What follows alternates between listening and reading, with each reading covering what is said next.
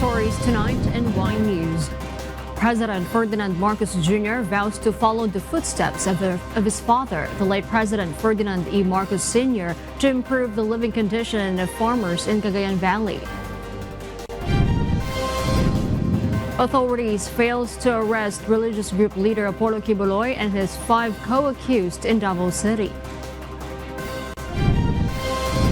Attorney Ferdinand Topacio confirms release of former Congressman Arnolfo Teves Jr. from prison or preventive detention in Dili, Timor-Leste.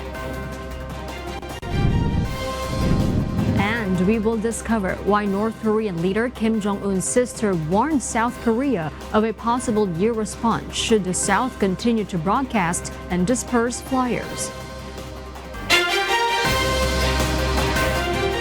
Good evening, Philippines and the world. Today is Monday, the 10th of June, 2024. Join us in the next hour as we deliver today's top stories around the Philippines and in other parts of the world. We are also seen in 1,935 satellite monitoring centers nationwide and via live streaming worldwide through the UNTV News and Rescue social media channels. I am Harleen Delgado. First in the news. President Ferdinand Marcos Jr. personally delivered government assistance to farmers and fisherfolk whose livelihoods were affected by severe drought in Isabela Province. According to PBBM, his administration has large projects planned that are expected to help the agricultural sector in case the El Niño phenomenon recurs in the country. Nelma Bohok reports. President Ferdinand Marcos Jr. said he took pride in following the footsteps of his father, the late President Ferdinand Marcos Sr., to improve the living condition of farmers in Cagayan Valley as he led the launch of a solar-powered irrigation system in the region on Monday, June 10. Kaya sadya po namin sadya pong hindi nagkamali ang aking ama na si Pangulong Marcos Sr. na ipinatayo ang Magat Dam na magsisilbing susi sa pag-uunlad ng agrikultura dito sa Isabela at buong Cagayan Valley. Kaya sa araw na ito, ikinararangal ko na sundan ang yapak ng aking ama at dagdagan ang lahat ng kanyang nagawa para sa ating mga magsasaka at kanilang mga pamilya. The 65.77 million pesos project includes the installation of over 1,000 solar panels. This system can produce 12,800 gallons of water per minute and can supply irrigation to 350 hectares of agricultural land. According to President Marcos, this will greatly help farmers, especially during the El Niño phenomenon.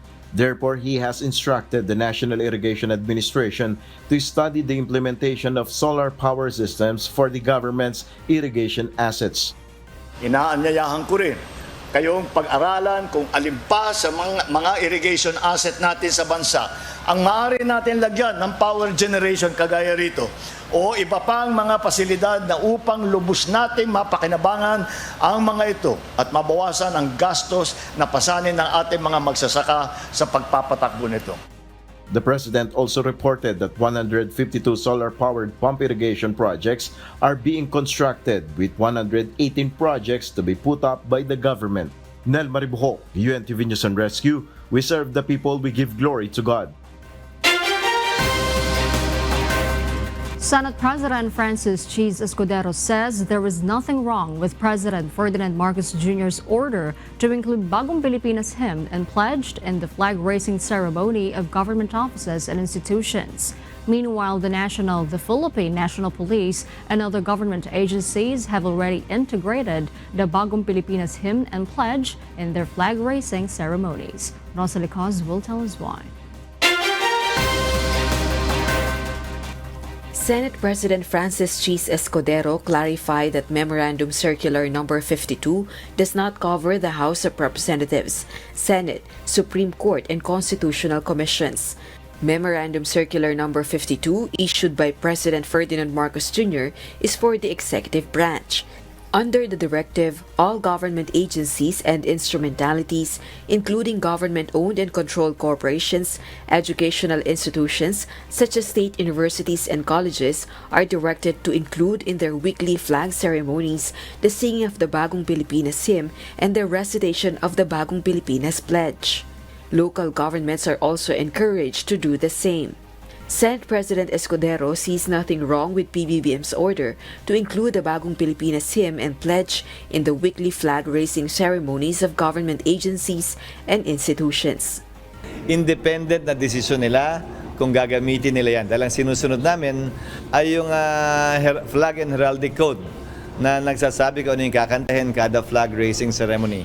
Pero sa ganang akin, kung akong tatanungin, wala namang masamang awitin o sambitin ang mga katagang dapat meron tayong pag-asa, dapat magtulungan tayo, dapat ambisyonin nating umangat ang ating bansa, dapat magtulungan tayo. Wala naman ako nakikitang masama doon. At hindi lamang ito ika nga pagpapaalala sa ating mga sarili. Pagpapaalala din ito sa mga opisyal ng gobyerno na ito ang mga bagay-bagay na pwedeng singilin sa amin ng ating mga kababayang kakanta o aawit nito, lalong-lalo na sa mga paaralan. In the Bagong Pilipinas hymn, it mentions the necessary cooperations of citizens to develop and prosper the country. Meanwhile, in the Bagong Pilipinas pledge, it encompasses solidarity and participation in the government's advocacies. Meanwhile, PBBM's newest directive holds no significance for House Deputy Minority Leader and ACT Teachers Party List Representative Franz Castro. The lawmaker also questions the timing of the directive. Well, hindi na to kailangan nonsense ito dahil unang-una meron na tayong constitutionally na mandated na na lupang hinirang at saka itong panatang makabayan na merong batas niyan at saka naaayon niyan sa konstitusyon. The teacher Solon further emphasized that the administration should focus more on addressing the country's pressing issues. Pag-isipang mabuti paano patataasin ang sweldo, magkaroon ng mga regular at kalidad na trabaho ang ating mga mamamayan. So yun yung dapat na pag-isipan ng nasa Malacanang at hindi itong mga gimmick na naman. Kung totoong maganda yung governance, ipakita ito doon sa gawa. Apart from the employees of the Presidential Communications Office in Malacanang, the police in Camp Crame also recited the pledge of the Bagong Pilipinas during the flag-raising ceremony this morning, June 10. The police first sang the Philippine National Anthem, followed by the Patriotic Oath and Officer's Pledge, then the Pledge of the Bagong Pilipinas. Sabay-sabay po nating bigkasin ang panata sa Bagong Pilipinas. The pledge of the Bagong Pilipinas was also recited in other camps across the country, as well as in the flag ceremonies of other government agencies. Rosa Licoz, UNTV News and Rescue. We serve the people, we give glory to God. The construction of the new Senate building in 4th Bonifacio, Taguig City has been suspended. This comes after Senate President Francis Cheese Escudero ordered on Monday, June 10, a review of its budget due to ballooning costs. Escudero says he was shocked when he was informed that the budget for the Senate's new home increased from 8.9 billion pesos to 23 billion pesos. The Senate chief has directed Senate Committee on Accounts Chairperson Senator Alan Peter Cayetano to conduct the study, who recommended to suspend the construction and transactions for the new building pending its budget review. Hindi questionable, no? OAN lang ako. Nakakagulat at masama sa panlasa, nagagastos ng ganito kalaki ang Senado para sa aming magiging bagong tahanan at opisina. Kata sa dami ng pinapapirmahan sa akin na bayarin, nais kong tingnan muna at suriin ito ng gusto kung talaga bang nararapat, angkop at kung paano ito mapababa. Dahil tiyak ko, hindi rin maganda sa panlasa ito ng marami sa ating mga kababayan kung malalaman nila kung gaano kalaki ang gastusin para sa magiging bagong opisina. However, former Senate Committee on Accounts Chairperson Senator Nancy Binay says she was shocked on Escudero's remarks. Binay clarifies that the original budget of 8.9 billion pesos only covers the core and shell of the building, excluding the interior and fit-out costs for the structure. The lawmaker finds it unfortunate that Escudero did not approach them first to prove clear and factual information, instead of, she says, listening to rumor mongers. While she understands that the Senate President meant well in ordering the budget review, Binay appeals to fast-track the study to avoid further additional costs brought by the delays. The Senate has been renting inside the Government Service Insurance System, or GSIS, compound in Pasay City since 1997, paying over 100 million pesos every year. Authorities have once again attempted to serve a warrant of arrest for religious group leader Apollo Quiboloy and his 5 co-accused this morning. However, the effort to apprehend Quiboloy and at his properties was unsuccessful. The Philippine National Police have called on Quiboloy supporters to surrender him to authorities so he can face his charges. Lalaine Moreno will tell us why. Tension rises in Davao City as followers of Kingdom of Jesus Christ group leader Apollo Quiboloy formed a barricade outside the KOJC compound in Buangan District 3 a.m. this morning, June 10. They tried to stop the police to serve warrant of arrest for Quiboloy and his 5 co-accused. Outside the front gate, more than 100 police officers from CIDG, CDM, and SAF wearing anti-riot gear and carrying police shields positioned themselves. Authorities made it difficult to enter and search the compound as tension rises. They had to use some ladders in attempting to get inside and past the blocking crowd in the entrance. Supporters also used the fire truck to fire the water cannon to the Special Action Force. The warrant of arrest was successfully served after some ministers allowed them to enter. According to attorney Israelito Torion, the legal counsel of KOJC, the PNP failed to present a search warrant but instead a warrant of arrest. Umakyat yung mga ibang mga pulis, mga 3:30 in the morning, 4 o'clock, ganun, na nag-attend kaya nagulantang yung mga members.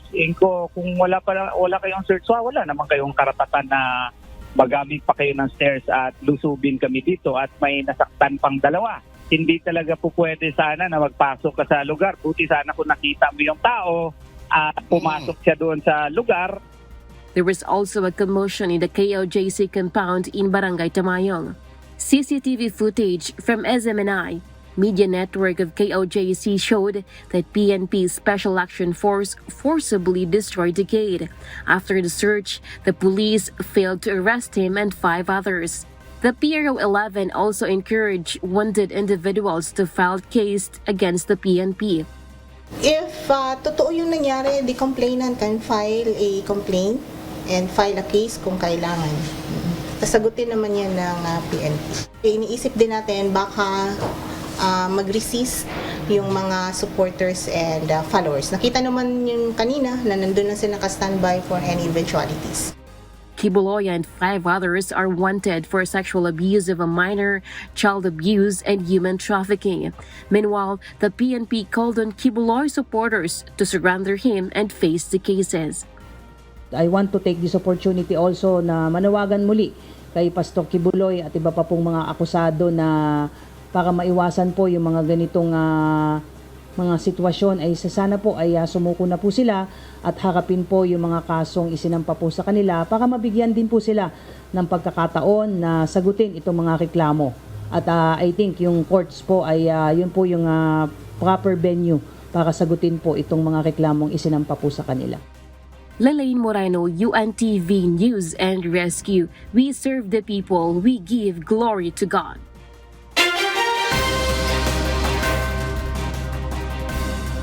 And for the news abroad,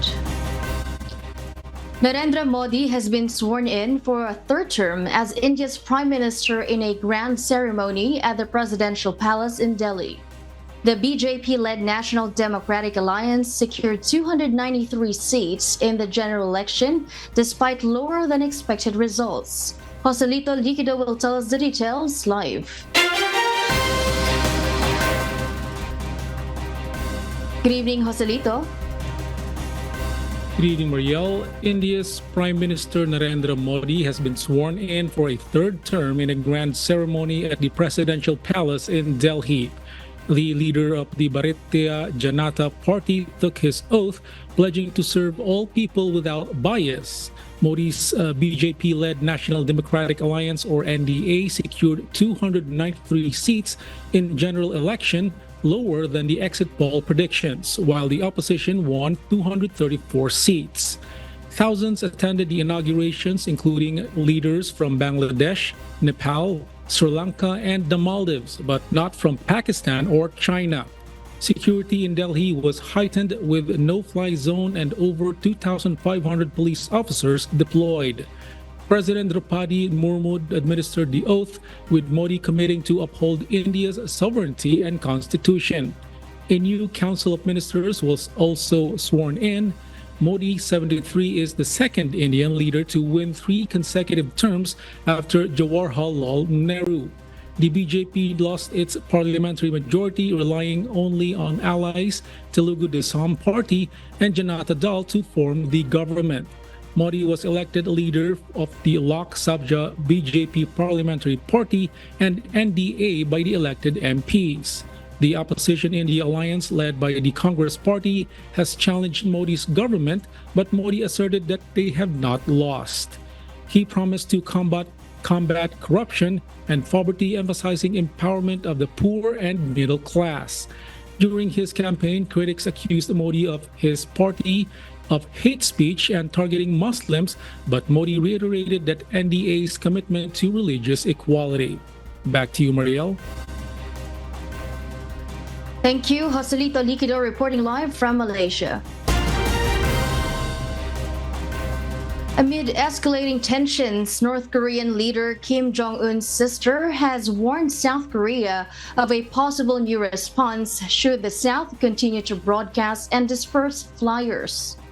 Kim Jo-yong, or Kim Yo-jong, predicts a new counteraction from the Democratic People's Republic of Korea, or DPRK, if the Republic of Korea, or ROK, conducts leaflet scattering and loudspeaker broadcasting provocation over the border. South Korea resumed loudspeaker broadcasts targeting North Korea following a warning to stop sending trash balloons. This raises concerns about a dangerous situation. According to the South Korean military, North Korea resumed broadcasting as psychological warfare after launching 330 balloons carrying trash, of which 80 fell over the border. Pyongyang sent balloons carrying trash and human wastes across the border in May, claiming it was for retaliation of the South Korean activists' anti-North leaflets. Meanwhile, South Korea's broadcasts combining world news, democratic and capitalist information, and K-pop music are believed to travel over 20 kilometers into North Korea. One of the members of Israel's 3-man war cabinet, Benny Gantz, has resigned, citing his frustrations with Prime Minister Benjamin Netanyahu's mismanagement of the war effort. He also accused Netanyahu of putting personal interests of political survival over the Israel's security need. Maivin Carrizo will tell us why. Benny Gantz stayed true to his warning of leaving Israel's war cabinet if Prime Minister Benjamin Netanyahu did not come up with a plan to bring hostages home. However, despite the rare rescue of 4 Israeli hostages on Saturday, June 8, which was the day he said he will step down, Gantz still announced his departure, delayed by 1 day. The rescue caused the death of over 270 Palestinians, according to Gaza officials. In a statement, Gantz expressed that the decision to leave the government is complex and painful. Leaving with a heavy but whole heart, he accused Netanyahu of preventing the move forward to a real victory in Gaza. He blamed Netanyahu's hesitancy and procrastination to act on fateful strategic decisions for post-war strategy for the Gaza Strip to personal political considerations. Prime Minister Netanyahu, on the other hand, has called on Gantz to stay in the emergency government, saying it's not the time for division, but the time for unity. Instead, Gantz, who is considered Netanyahu's main political challenger, he asked that an agreed election date be set by the Prime Minister. The 64-year-old former defense minister has stated that Netanyahu should submit a plan that includes the elimination of Hamas, the return of hostages from Gaza, the establishment of an alternative government in the enclave, the return of displaced Israelis from the north, and a plan to make progress on normalization with Saudi Arabia. The only other remaining member of the emergency government with decision-making power apart from Netanyahu is Defense Minister Yoav Gallant. However, far-right Israeli National Security Minister Ben Gvir has demanded to joining the war cabinet following Gant's announcement of his resignation.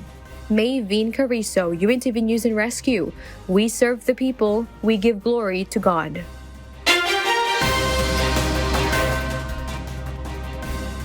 And those are the reasons behind the news in other parts of the globe. I am Mariela Toza reporting live from Australia. Good evening.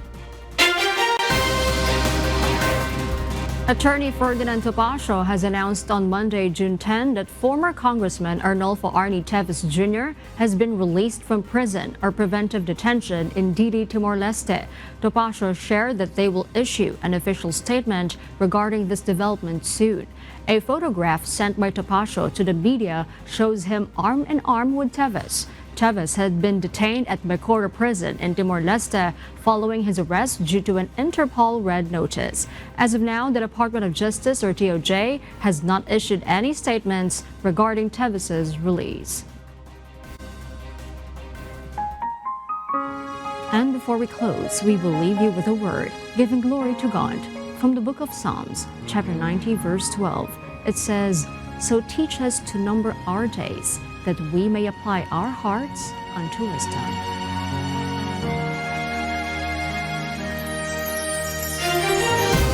And those are the reasons behind the news, June 10, 2024. Reasons we deliver to you as they unfold, because we need to know. We will always ask why. I'm Harleen Delgado. We serve the people. We give glory to God.